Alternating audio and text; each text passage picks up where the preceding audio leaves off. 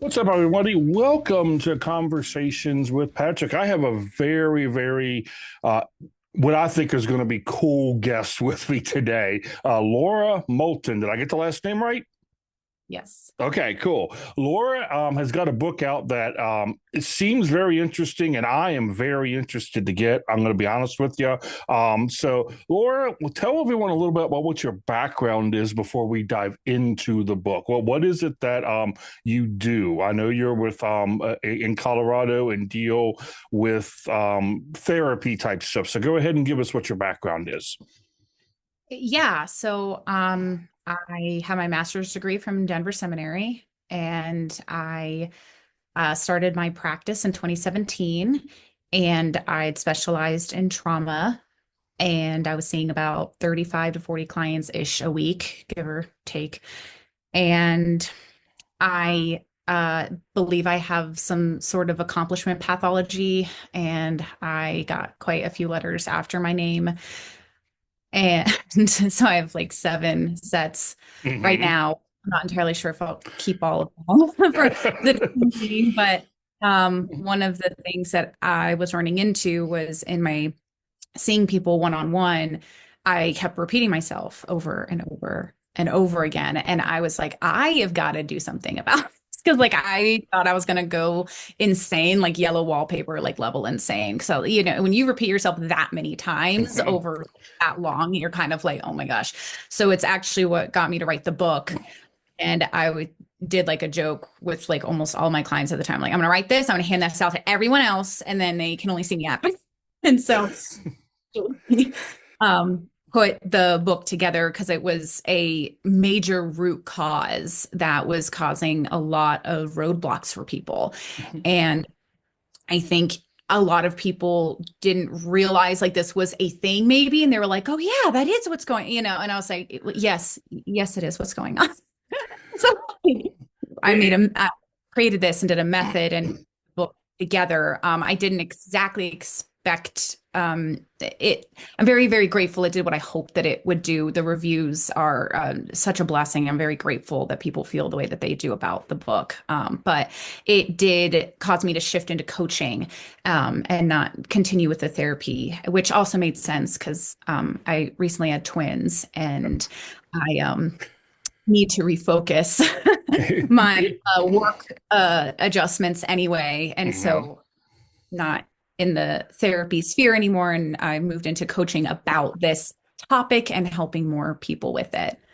And you said you went to Denver Seminary. Was this your plan when you went to seminary? What was kind of the life plan when you were entering versus now? Was it the same type of thing you were looking at doing, or did you have a totally different thing and then shifted over to this? No, I actually knew that I wanted to be in like the psychology field since I was 14. And I I'm one of those weird ones. I kind of like always knew what I wanted to do. Like I didn't do a lot of, I was just like, no, I feel like this is it. Like this is what I'm going to do. And so, but yeah, it has a counseling program. So I just, yeah, got my master's in counseling. Awesome, So awesome. That is a rarity, especially in today's day and age, of someone knowing what they want to do as they're entering college versus I'm just going to go for a couple years and then figure it out. You kind of knew you were kind of psychoanalyzing your students and or your friends in middle school and high school. It sounds like, huh? I've always, yeah, I think due to my upbringing, I've always been the more adultier adult that I've known. Like, Okay. Hmm. yeah, I think I've always kind of taken that on, and yeah, my environment was I was kind of made to be the most adultiest. So, Okay. All right. So it's a role that you took on early and just kind of let it become your career. It sounds like at that point. well, I think I think it's a little more complex than that in the sense that I just observed a lot Okay. and I watched a lot and I learned quite a bit about human behavior and how we think and how we function, how our brain works, and that stuff was always very fascinating for me. Hmm. So, I mean, yeah, I'm not gonna lie, I definitely have like recovering perfectionist over here for sure. And I I read for fun, like in my field, and this stuff is just, it's very, I love it. I have a passion for it. Yeah, So, and I just watch people change. So you just what? I've watched people change. Like I've Okay. watched Hmm. these things work on hundreds of my clients. And so I think that I want more people to get this kind of help. Oh yeah, on your website, that was the one thing that kind of made me chuckle. That you like to go into the field and read, and most a lot of people see that, and there was a lot of neuro. So you have that component in. It seems like it's just kind of in you there that you're helping people is just born naturally to you. It seems like. Yeah, I've been told that. Yeah. Okay. Now, the book, I'm going to have it up on screen here so you can see what it is, see what the cover is, see what the title is. You go ahead and give everyone what the title of it is as they're looking for it on Amazon and stuff like that before we dive into talking about it. Yeah, it's called Boundaries, Grieving the Living. Um, and I had a lot of different titles going into it, and I am very grateful to have publishers who know what they're doing. So, Mhm. um, worked, worked it, and it's yeah, that's my book. Okay. It's Well, on. and I got to be honest with you, the title was definitely catching. Okay, because that's when I saw it, I went, "Grieving the living, huh? What's the, and it makes you think about what it is, and then obviously we've just kind of connected, so I haven't had a chance to read the whole thing, but I was really kind of taken into how applicable it is, especially in the world that we live in today, because we like to act like we're building all these friendships and all these relationships around us, but how actually are they beneficial to us? And that's almost seems like what the overarching theme is, that you're looking at somebody who wants to look at a relationship. Would that be too simplified of a statement, or is that a good overview of what it is we're talking about? Well, perhaps because the so boundaries in our literature is often on the side of what we need to do, what we need to say. What wasn't addressed in the literature, as I read quite a bit of it, was what, how do you respect it when somebody else does it? And so to respect, so I kind of reworked that definition in the sense of respecting the decisions that other people have already made about you and learning how to let go of what you wish that relationship was or what you need that relationship to be. And it's not going to happen. And it might someday, but to hang on in hopes that it will is actually really detrimental to your level of thriving and growing as a person. And I mean, when you watch it in real time, like just the things that people say and how they feel about these relationships and how much they're holding them back and it's taking up their energy and their headspace and they're ruminating and they're something's wrong with me and why is it me? And their self-worth is hit. And you're like, ooh, we're actually just running into the fact that we might need to respect the decisions that they've already made about you, you know? And so I Yeah. walk through that Mhm. grief. And so when someone has like a preconceived notion of I'm going to go into a relationship, and we're not just talking about romantic relationships, we're talking about everyday relationships, because I wanted to kind of get that settled, because a lot of people will think of this, oh, this is a love relationship book. No, that's not what we're dealing with. We're dealing with work relationships, relationships outside of work, your friends, your everyday friends, or who you think are your friends, let's put it that way. And I like how you put that. We have these preconceived notions of this is what I want the relationship to be. And when it doesn't turn out that way, we instantly blame the other person instead of seeing their perspective on it. Yes, this is a point of contention. And I think if we learn how to emotionally articulate our needs, these things don't have to be this way. It's just, they don't have to be. Mm-hmm. And do you see one of the things that I think is, in particularly in the world we live in today, how does social media play into this? Because we sometimes think we have 500 friends, and it's like, how many of those people do you actually know, type thing. So is that any component that you looked at when you were doing this and putting this together? So all I can't give you the name, but I know, I think we all know the study about how social media like causes depression Yeah. and it causes anxiety, right? And Hmm. so part of what that is it hits a level of self-worth, and it's not true connection at the end. So we hit these, man, I have so many rants about this. I'm sorry, I don't really know where to start because No, go ahead. Go ahead. like because social media also does this really, in my opinion, very awful thing where it takes like a really, really complex thing like psychology, like religion, like these things, and they put them into these sound bites that sound pretty.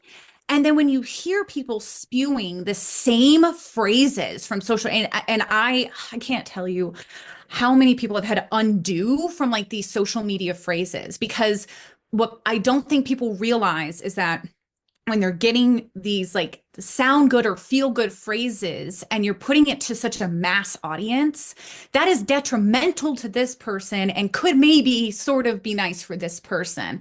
And so, guess who gets to clean up that mess when somebody does that? Hours and hours on my end. Like, no, no, that's way too simple. You can't take it like in this pretty little sound bite that sounds amazing. And oh man, I ran into this so many times. I'd have weeks, I'm not kidding, weeks of the exact same phrase being said to me through like 10 different people. And then it was like another fun little trend went around and I had to like, and I'm like, oh my gosh, like, okay, hang on. Like, let's look at what that actually is on this huge scale. And they went, whoop, and this is your life, and this is what you live by. And so that always has always made me nuts. And it just causes a lot of pain, I feel like. Well, and I think the other thing, and I agree with you 100%, you hear the term echo chamber a lot, right? And that's one of the things that plays into it is most people on social media will associate with who they more identify with. Let's put it that way. So Yeah. your friends list or who you're following or whatever is going to more be almost aligned with exactly what you believe your beliefs are, either politically or religiously or whatever it is. And all you're hearing are all of these same things, same phrases from this different people over and over again. And then when somebody with maybe a differing view steps into that circle, all of a sudden your entire world seems to come crashing down. Yeah. Yeah, and that's where I would be doing all this undoing, is that's Mhm. exactly what happened. They would say it to a family member or somebody in real life and get the, I would argue, like an appropriate conversation about it, maybe, where they were like, really? Like, where did you hear that? Or, why do you think they got so upset with me when I brought this up? And I'm like, oh, well, I mean, I feel like we've kind of lost like communication and connect, like simple communication and connection. Mhm. That wasn't this complicated before, maybe. Yeah, and I 100% agree. We don't know how to talk to each other anymore. I think that's what it really boils down to. One of the things when I would go out to eat a lot, I would just look around the restaurant, and it's fascinating because I'm a people watcher. It seems that you kind of are too, looking at behaviors and stuff. And I would sit at because I go out by myself most of the time. That's just what I do, and I would sit there and I might have my Bible out or something, reading or something like that. But I would also just look around, and every table that would have either friends or family together, no one's talking to each other because everyone's like this. Okay. And that's what it is. And the ability to not be able to communicate, even on the most basic level, I think plays into a lot of what your book is about is we can't talk to each other anymore. Well, eh, here's the thing. This is what's so interesting to me. This concept, right, of learning how to appropriately, I would say appropriately grieve life transitions, right? There's friends in our lives that come in for a season and leave.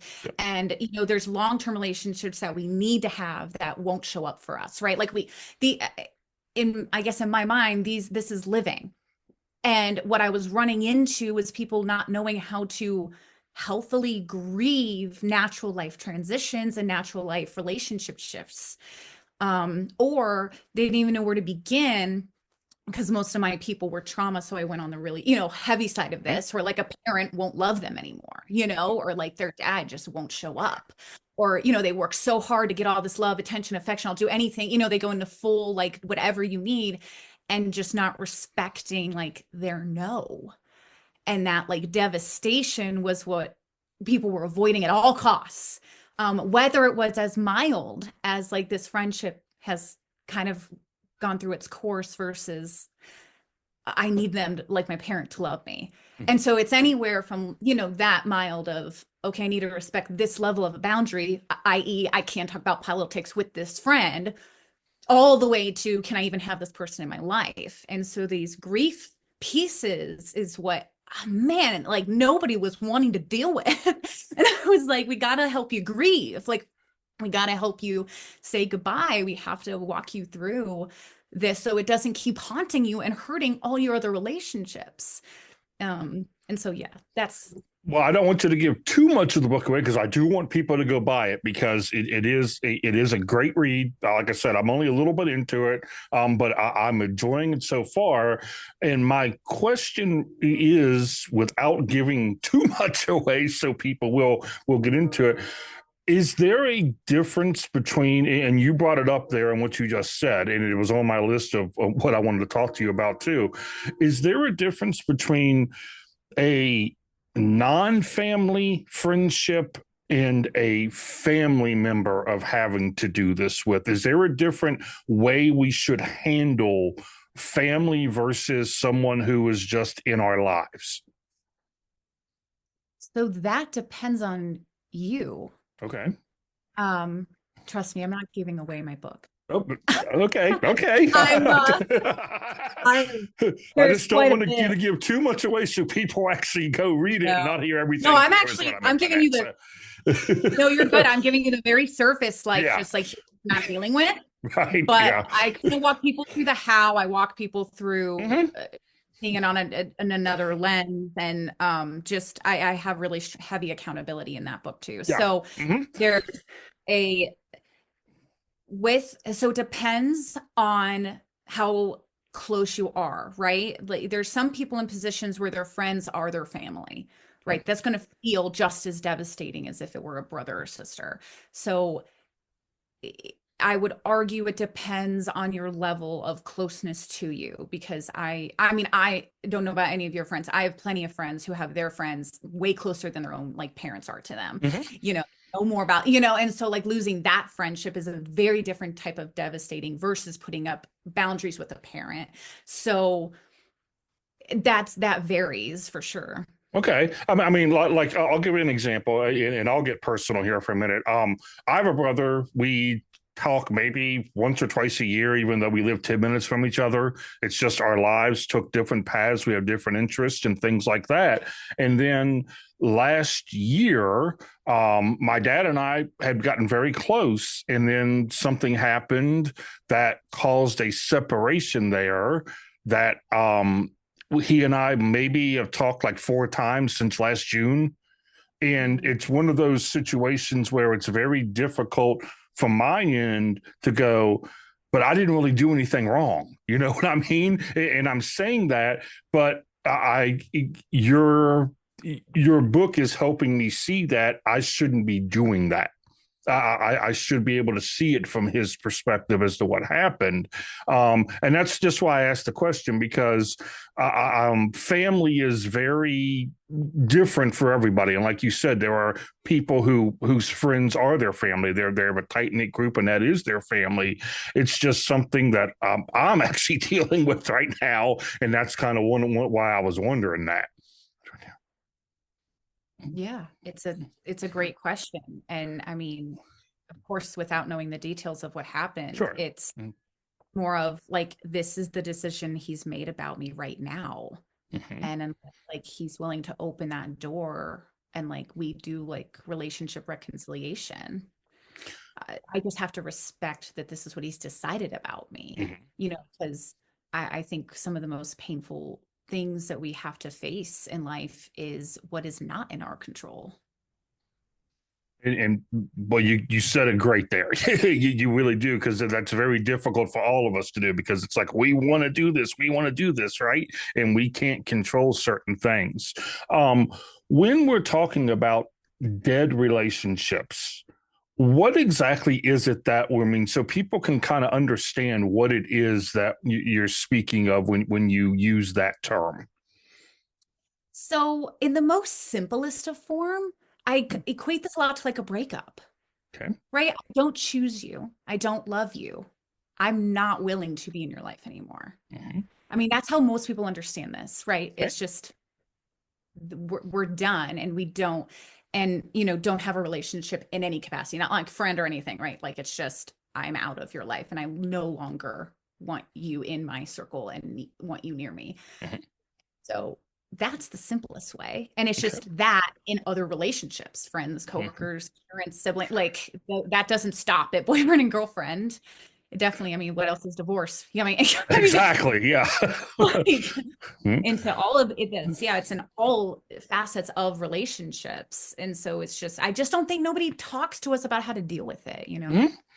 And I agree, because it's once again, it's my perspective. Well, I didn't do anything wrong. I did this. I did. And you need you're wanting people to look at it from where they see it.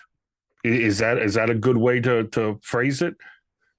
I would say, I mean, I think, okay, maybe this is just my circle. Most people that I talk to are like on a regular basis, their empathy skill set's actually pretty good. They Okay. do understand it from somebody's perspective. They do get it. They just don't like it. And they want to change it. And Okay. they will do everything in their power to make it different. Hmm. Right. And they'll maybe feel unhealthy things or do unhealthy things in order to obtain it, typically in the sense of self-sacrificing of themselves, overly people pleasing, and just turning into somebody that they're not in order to keep the relationship they believe they desperately need to have. And do you believe there's any point in time in a relationship that you have to say, that's it, I'm done, period, and get out, for lack of a better term? Oh yeah. Okay, okay. And once again, I haven't got to the end of the book, so I'm not giving it away. Do, or do you kind of guide a person how to start recognizing those signs, and here's the steps you need to take when you get to that point to make that full closure? Yeah, I would say, anybody who's interested in the book, just look at my Amazon reviews as of right now. I think Mm-hmm. that gives a good idea of that vibe of Okay. what I think the majority one was saying. I'm like a really blunt friend to telling you what you need to do and calling you out and making sure that you do it. Yeah, you're the sledgehammer, right? That's Um, it's like I really, like I really needed to hear this, and Mhm. like it yes, I absolutely, and that's the fun thing I think about boundaries and like how the brain works, in the sense that if we're at a point of people pleasing and sacrificing ourselves, we've already passed our own boundaries. We're just not admitting it. Because if we're getting to that sense of desperation, our whole body's against us now. And now you're cycling and you're ruminating and you're having those conversations in the shower on what if they say this to you? So then you need to say this to them. And then if they say that to you, then you're in the car and you're going, okay, well, if they say this and I can do that. And like you're way past a boundary of your own at this point, Mhm. and your whole body screaming at you about it. And so that means that whatever you're dealing with, with them, you're not only are you not honoring what they've decided about you, you're not honoring yourself in the process. And then it's so weird. I mean, why are we having so much anxiety and depression? Where's it Yeah. coming from? And, It's just and and you just hit on something else too, is that it's not just a psychological issue. Suddenly it becomes a physical issue too, right? This will take a physical toll on your body, is what it sounds like. Oh, I saw it all the time. Okay. Hmm. Yeah, absolutely. You mean you get the shaking and the really fast talking and the well, what if it, you get the panic breathing. Like you watch it on somebody. They can just tell you their story and it's just right there. Okay. Hmm. And that's once again a sign that you can look for that if you're doing that, you're probably at that point where you need to reevaluate this relationship if you're At there. minimum, some self-reflection on why you're feeling this like need to protect yourself so severely. Hmm. And I think that we all, as people are watching this or listening to it, are already thinking, I know the person in my life that this is happening with. I know the person in my life that this is happening with. What, once again, overview, if someone is thinking that right now, what's the first thing they should do? Well, um, uh, I would. This is a great question. So I'm one-on-one is my like bread and butter. So like Oh, that okay. when you're sitting here and you're like, here's where I'm struggling. Psh, I got you. Like that's easy. Uh-huh. I'm like, yes, because I know, I know you and I know what you're doing. You know what I'm saying? But like, yeah, Sure. when you anybody in this position, I'm like, oh boy. Um, well, maybe pick my book and see if you like me first. Sure. Yeah. No. Uh, Um, I'm but just mean in general terms. If somebody is, I'm big on journaling. I'll tell you that right now. I keep a yeah, journal, and I tell people that any person, it's not unmanly to have a journal. I tell guys that all the no, time, and I'm big on that, and I'm big on making lists in the journal, and I think that's one way that I would do it if I was going to do this self reflection thing of, okay, who do I think would be in a list of this is a relationship that could be dying that I might want to examine? That would be might be one way I would do it. yeah, no, that makes complete sense. And I would, so here's the thing. People who know how their emotions work within themselves are really good at being able to have the emotional intelligence to articulate, I feel this due to this, right? Due to this. Sometimes when I've instructed people on journaling, they have an issue of spiraling on the same thing and really not sure how to get out of it because now they kind of feel stuck, if that makes sense, Mm-hmm. which I'll do at some point. But if you don't have okay, this is because of this, because, that emotional logic, if you don't have that, um, that's why it just always depends because No, I get that. Yeah. Mm-hmm. it can make it harder to figure out what's going on and then you feel worse after you're done journaling and I don't want anybody to I don't Yeah. want that to happen. Sure. And so Mm-hmm. um I, it was actually one of my biggest like hurdles like making the book because I would never want my book to like come off in a way that I would my whole point of writing it was to make your life better. I Mm-hmm. really cared about that. And so if it like came off in a way where it didn't do that, I'm like, "Ugh, that'd be like devastating for me because that was not the intention in any way." So anytime I, talk about a method or something to use, um, I usually do it from like a, brain and language perspective Mm-hmm. on, person saying and then kind of going off of that because I do believe everybody has a different place that they're starting with a different heightened of emotion that they're going at with a different, approach and perspective. And so that needs that type of attention. And so what one method, would work for you clearly wouldn't work for everyone, but could work Sure. for 80% of the people. And so I always get nervous with like, yeah, start here. And so that's why I'm like, if we're going to start, I would definitely say read the book, see if it resonates, Mm-hmm. use what is useful, and if you don't like it, give it to somebody who could use it. And I think that's a great answer. Well, let's talk about the book because I've always been fascinated in you are an author, okay?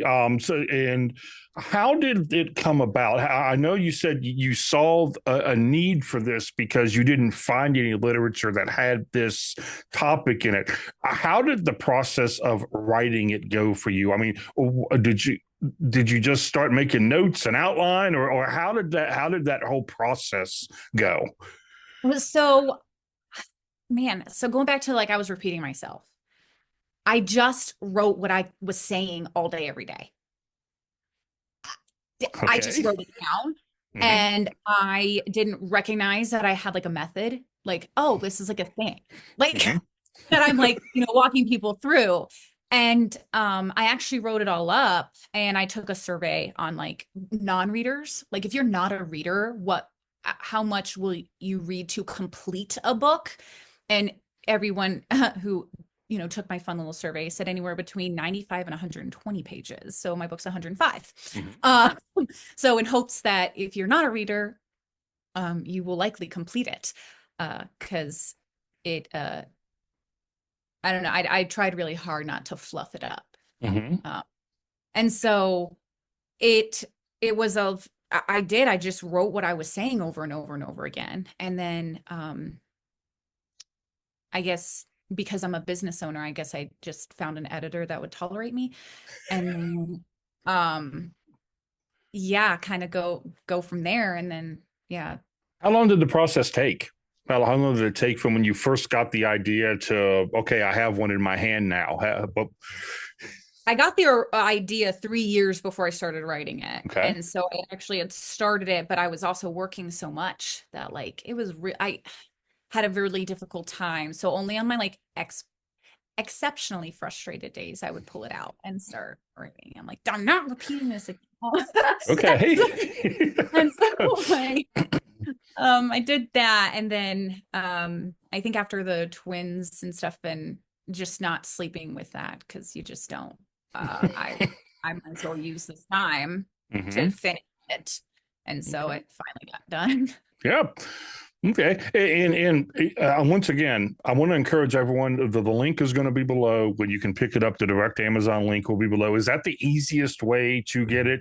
Is through the Amazon link or is through your site better or what's the best way to get it? My website is great because you click on the picture of the book, it'll take you right there, but you can Hmm. also do my free boundaries quiz that I have Hmm. on there.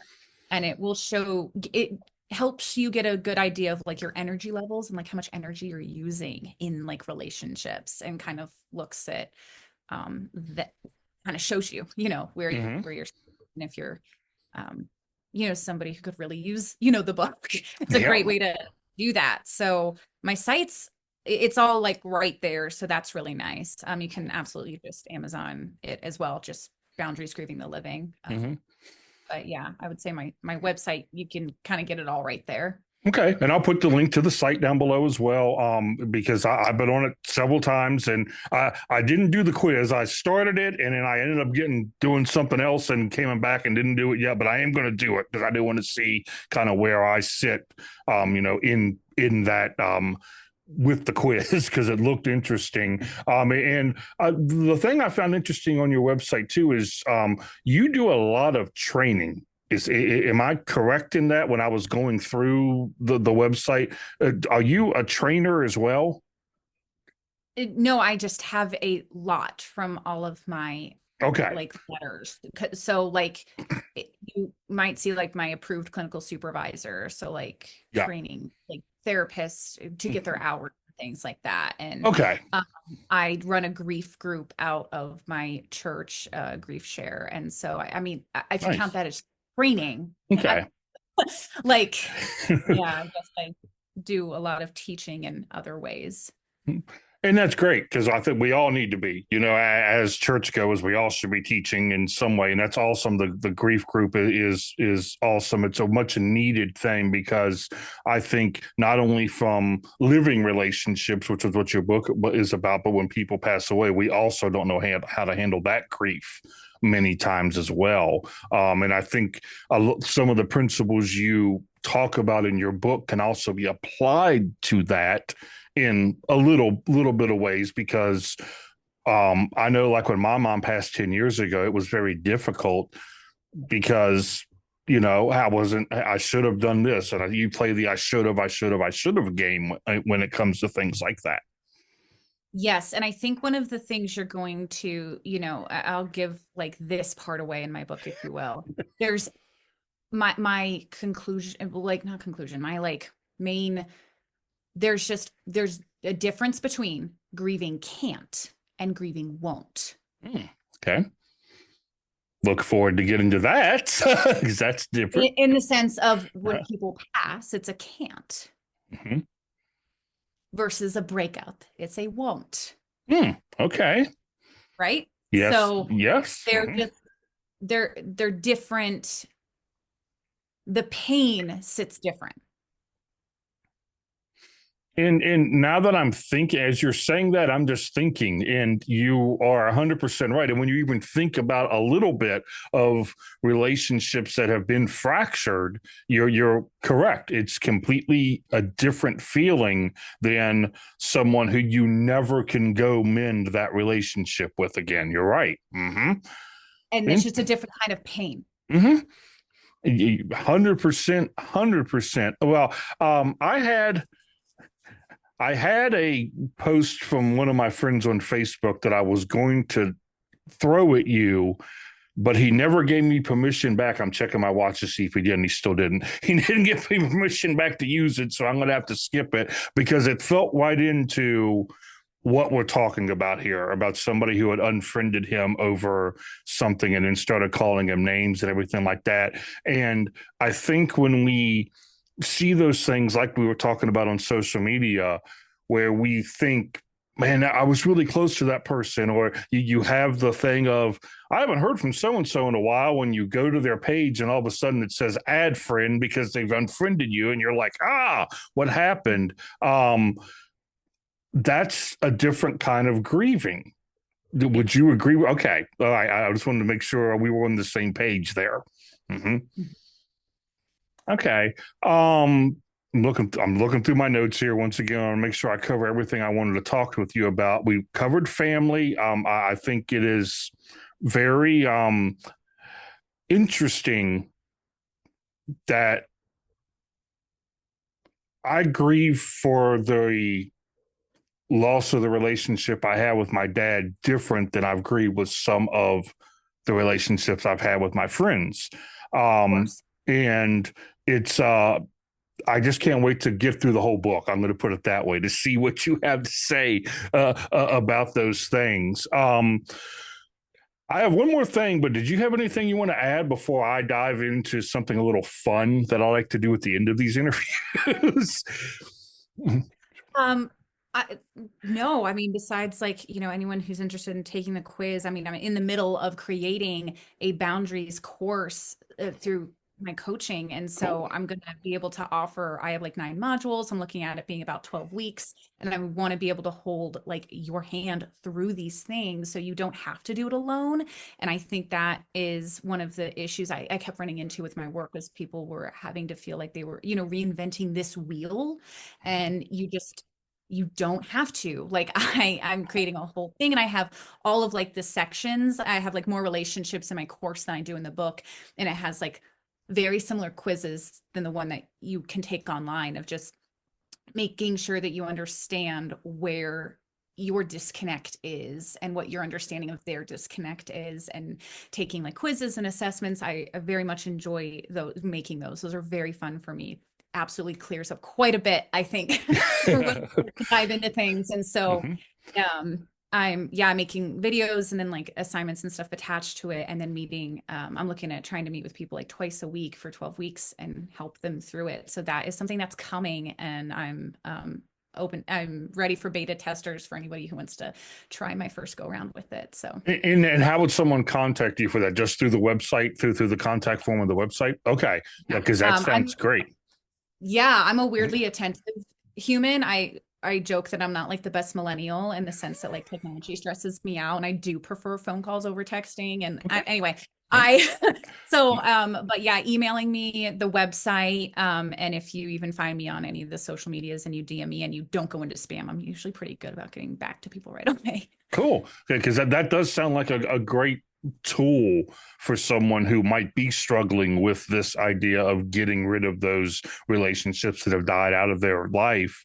This is just a great component to add to the book first, and I want to stress that the book first, Yes. and then go through that. Do you know when it's going to be? Are you ready for the beta now? Or are you still putting it together? Or I'm in the middle of filming it.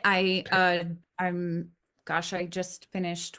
I have 9 modules and I'm in the middle of filming my fifth Okay. uh module. So I'm a really hard worker, so I don't imagine it being like any, I mean, I'm trying to think of what people say about me when with my work ethic, but I would say it's sooner than I think maybe people would think it is. I don't think it would be any like 6 months or anything. I think Cool. it'd be Okay. less time. Yeah. Awesome. So yeah, get a hold of her. If you're ready to do it, please make sure you get a hold of Laura to get in on the beta, because the Yeah. beta is probably not going to have that many people that you're going to be Correct. open for. So get in and on it now. Okay. I like to have a little fun at the end, to get to, so people can get to know you a little bit better, outside of the professional ranking. Let's put it that way. So I was in with 5 questions, just so we can get to know you a little bit better. All right. Um, what is a place you have always wanted to visit but have not been able to, and why do you want to go there? So like I would love like Scotland probably. Okay. I haven't traveled much outside of the US at all. And I'd love to travel honestly anywhere. I'd be grateful to go, I'd go just Oh. about anywhere. But I think I I've always I don't know. I don't know if it's the castles, the pictures. I don't know if I just want to wear one of those dresses and run in a field. I'm not sure, but I definitely want to try Scotland. Well, and you live in a gorgeous area of the United States, for one thing. You know, I don't know where exactly you are in Colorado, but I used to live in Wichita, and we took trips to Colorado and in Montana and stuff sometimes. And it's just, if you like nature, you are in an amazing area of the United States right there. So Yes, it is pretty here. I want people to drive better. But yeah, it's pretty. yeah. Now I know you know music because I watched your clip from today. Okay, so the laundry clip, I think it was. So I know you know a little Oh. music. I was cracking up. Yeah, I was like, well, she actually got the lip syncing almost dead on with that. So, um, what's one album everyone should own? That's not fair. There's so many.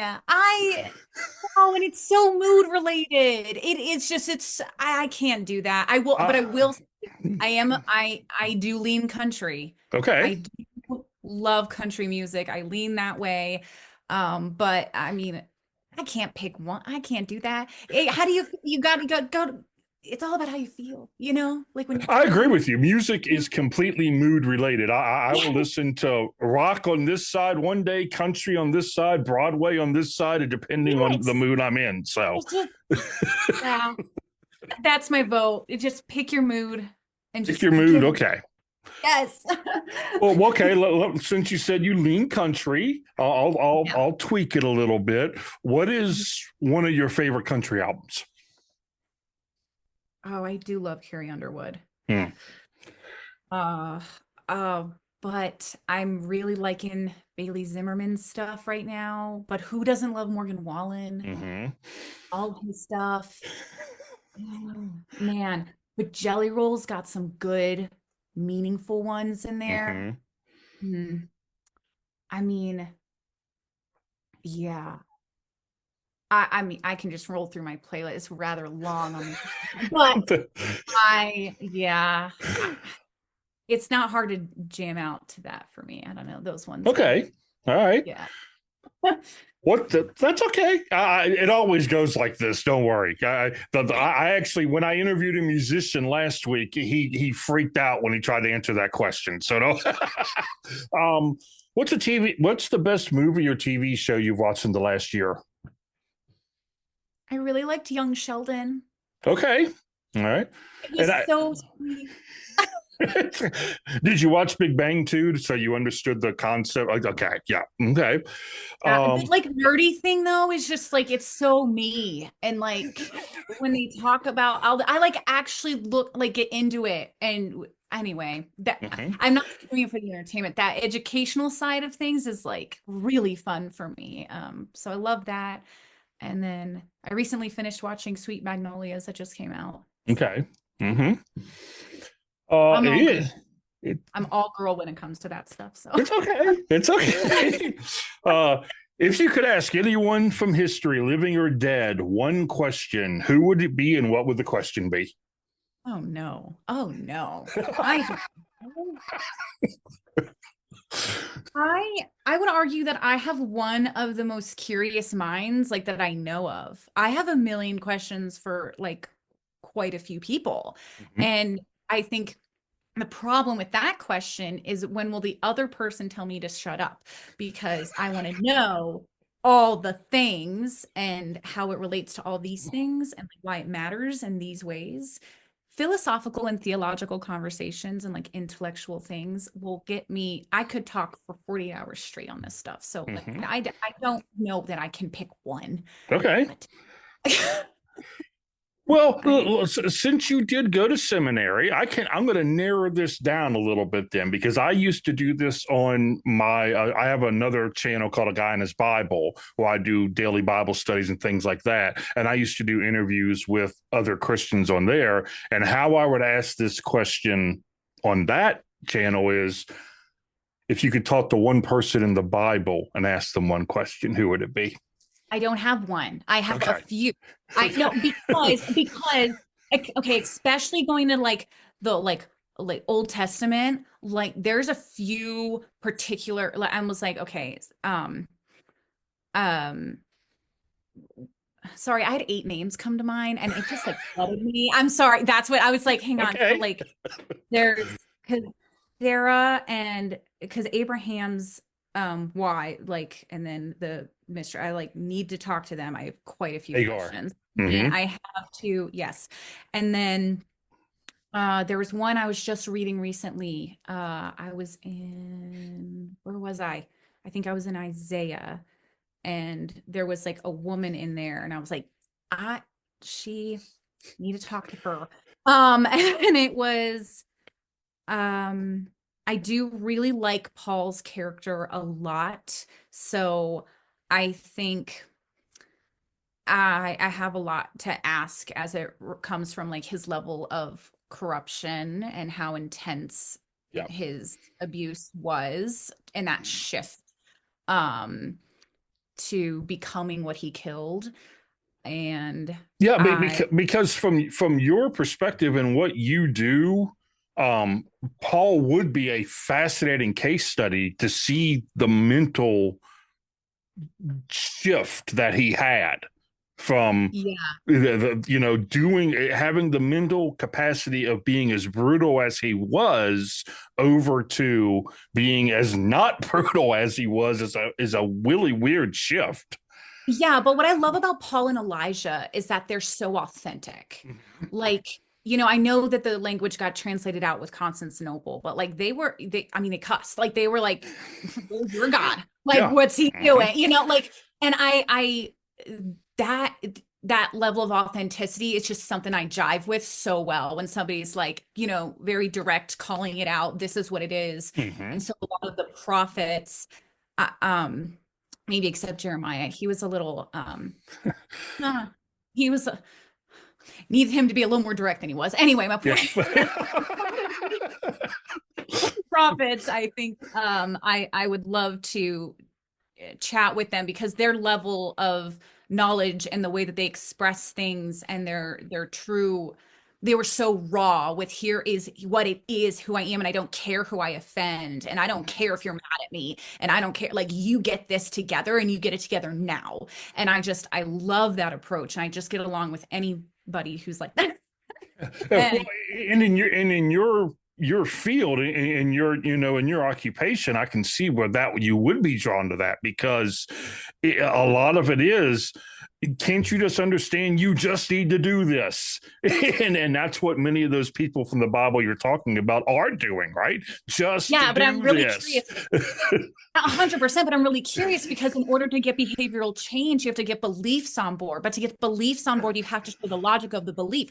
So if you're doing it from the angle of a prophet and they use it through metaphorical language, that translation into the human mind from a sense of metaphors is incredibly complicated. frustrated.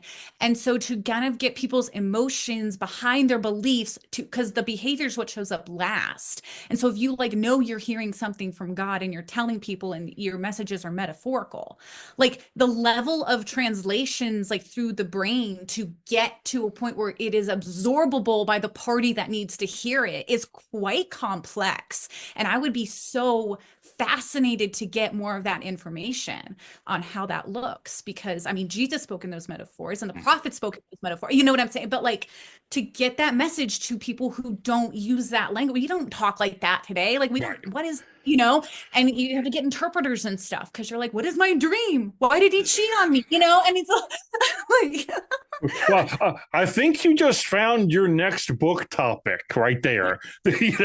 Breaking down the metaphors of the prophets. There's your next book topic right there. oh man, I'm sorry, this is what I was saying, putting up with me, like I get on these and then I'll just like go, and then yeah, this is, I mean, yeah. All right, last one, and you're probably not going to answer it either, but that's okay. um, Outside of your book, because you can't use that as the answer, what is one book everyone should read at least once in their life? Mm.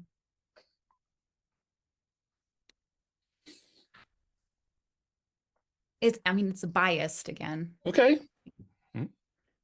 but I mean, Brene Brown's stuff is really good. Okay. So Daring And Greatly, I'm not um, familiar with that. So what kind of material she's is it we're in the talking self-help realm as well, about? Okay. Dr. Brene. Mm-hmm. She did Daring Greatly. She did what was the shame, the women in shame one that got bought out and then they retitled it. That one's another really good one. I actually have a stack of books right here. So I'm more than happy to talk about several of them that I like because I read for fun. Mm-hmm. In my, but oh, you know what it is? You know, it should be Bessel van der Kolk's The Body Keeps the Score. That one, that one, I think everyone should read that one for sure. Um, it's just he does great work in there. But Okay. I like brain stuff. So yeah, Mhm. like that one's good. Yeah. Okay. Well, I want to really appreciate you taking the time to sit down and chat with me, Laura. It's been a great, and that's the point of this show is to get people from different walks of life to just come on and have a frank conversation. And I really appreciate your openness and willingness to talk about your book. Please, please, please, if you're watching this right now, go buy it. Go support Laura in her work. She's doing great work, and I'm telling you, I'm about 20 pages in. So I said I'm in, but I'm not really deep in. And it is very enjoyable and very thought provoking, which I think is one of the things that you're looking for people to do as they're reading it, is to start identifying some of these traits that you're talking about in their own lives so they can get better. Yeah. I mean, yeah, I wrote it to make your life better. And I Mm-hmm. really hope it does that. Yeah. Yeah. Well, is there anything else you want to add before we head out today, Laura? The floor is yours. The microphone is yours. No, I really appreciate you having me and Mm-hmm. making me answer hard questions on the spot that I wasn't ready for and putting me in my really fun, awkward turtle moments of my life. So yeah, thank you. Well, and that's what the point of this is. It's like I said, conversations. That I think we talked about this pre-show real quickly, and I'll just give you a little bit of background. Laura had come on and said, "Oh, we're doing the interview now," and there was a little miscommunication, and I explained to her I don't like doing pre-interviews because I just like the raw moment of answers that come. I do a little bit of background, a little bit of research, and then just want to chat. And I hope you weren't too uncomfortable with that model. So Oh no, I mean, I just yeah, talking to a bunch of people like at once is new for me. mhm. One-on-one and is really just very, I get really into it as you saw. And so yeah, I mean, yeah, that's thanks. Well, thanks so much, Laura. If you are interested in being a guest on Conversations with Patrick, please visit the website, PatrickRyanLewis.com, where you can find all the information about me. And until next time, next week, I got a great show for you. We are going to be talking to one of the just icons of the Philadelphia music scene. I've been looking forward to talking to this gentleman for a while, and he will be our guest next week. But until next time, please, please, please go buy Laura's book. You can find the link down below. Thank you.